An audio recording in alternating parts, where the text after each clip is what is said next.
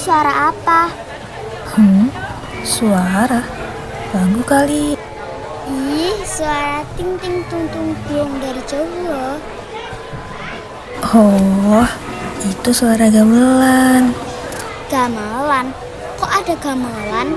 Gamelan itu salah satu tradisi wajib yang ada di Sekaten. Hah, Sekaten kan pasar malam. Kenapa ada gamelan? Sini kakak ceritain sesuatu deh.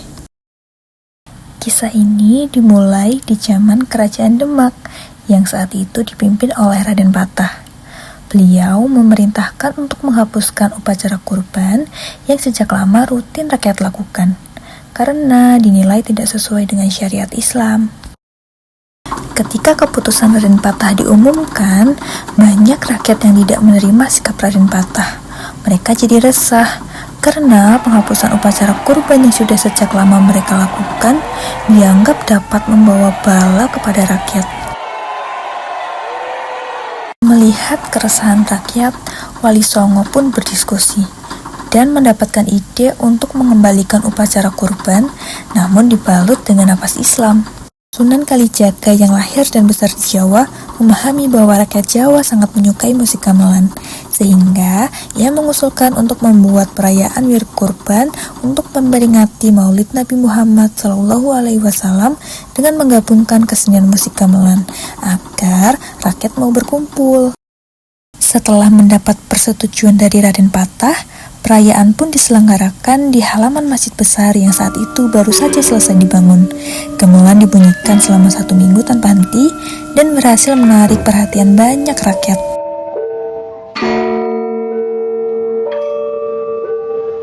Di tengah riuh masyarakat, Sunan Kalijaga hadir dan berdakwah menyebarkan syariat Islam, terutama mengajak masyarakat untuk mengucapkan kalimat syahadat.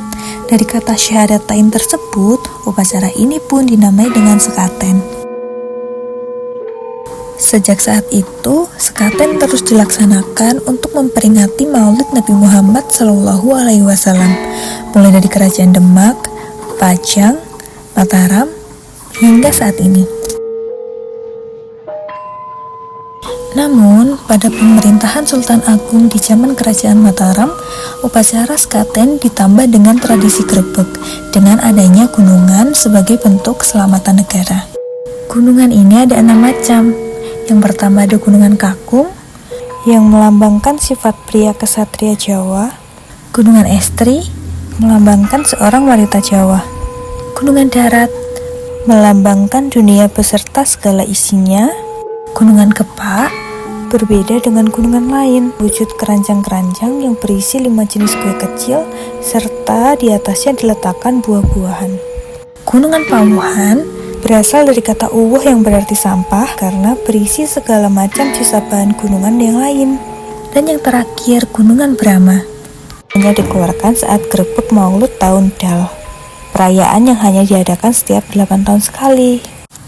Meski makin banyak penambahan tradisi dalam perkembangannya, Sekaten tetap hadir sebagai bukti dari kreativitas dakwah Wali Songo di Pulau Jawa dengan penggabungan adat, budaya, bahkan seni dalam penyebaran syariat Islam.